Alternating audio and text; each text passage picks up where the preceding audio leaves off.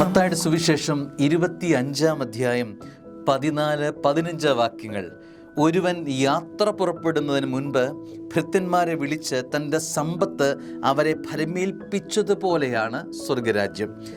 അവൻ ഓരോരുത്തൻ്റെയും കഴിവനുസരിച്ച് ഒരുവന് 5 മറ്റൊരുവന് 2 വേറൊരുവന് 1 കൊടുത്ത ശേഷം യാത്ര പുറപ്പെട്ടു.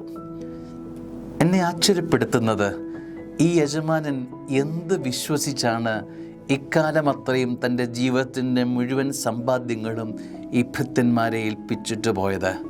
മുഴുവൻ സമ്പാദ്യങ്ങളും ഏൽപ്പിച്ചു പോകാൻ മാത്രം ഇവരിലൊരു വിശ്വാസം ആ യജമാനൻ കണ്ടിട്ടുണ്ടാകും. ഒരുവന് 5 മറ്റൊരുവന് 2 മറ്റൊരുവന് 1. ഇതുപോലെയാണ് സ്വർഗരാജ്യം. ഇങ്ങനൊരു വചനം ഇടയ്ക്കുണ്ട്. തൻ്റെ കഴിവനുസരിച്ച് ഒരുവൻ 5, ഒരുവന് 2, ഒരുവന് 1. ഇതിൻ്റെ അർത്ഥം എൻ്റെ കഴിവ് ആ യജമാൻ അളന്നിട്ടുണ്ട് എന്നതാണ്. നീ യജമാനൻ്റെ അടുത്തായിരിക്കുന്ന സമയത്ത് അത്രയും യജമാനൻ നീ അറിയാതെ നിൻ്റെ കഴിവ് അളക്കുന്നുണ്ടായിരുന്നു എന്നൊരു ധ്വനി അതിനകത്തില്ലേ?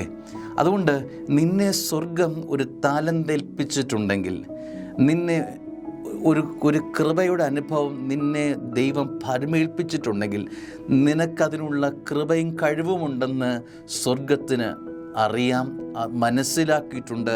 അതുകൊണ്ട് തന്നെയാണ് നിന്നെ ആ കൃപ ഏൽപ്പിച്ചിരിക്കുന്നത്. അത് വർദ്ധിപ്പിച്ചെടുക്കാൻ നിൻ്റെ കഴിവളന്നിട്ടുള്ള സ്വർഗം, നിൻ്റെ കഴിവ് മനസ്സിലാക്കിയിട്ടുള്ള സ്വർഗം, നിന്നെ വളർത്താൻ കഴിവുള്ള ദൈവം ആ കൃപയെ വർദ്ധിപ്പിക്കാൻ കഴിയുമെന്ന് വിശ്വസിക്കണം. ആ താലന്ത് കുഴിച്ചു മൂടിയവനെ പോലെയല്ല, മറിച്ച് വർദ്ധിപ്പിച്ചെടുക്കാനുള്ള ഒരു അഭിഷേകം, അത് ജീവിതത്തോട് തന്നെ കാണിക്കുന്ന ഒരു കൂറും ദൈവത്തോട് കാണിക്കുന്ന ഒരു അനുഗ്രഹവുമാണെന്ന് സ്നേഹത്തോടെ വിശ്വസിക്കാം. ദൈവം അനുഗ്രഹിക്കട്ടെ. ആമേൻ.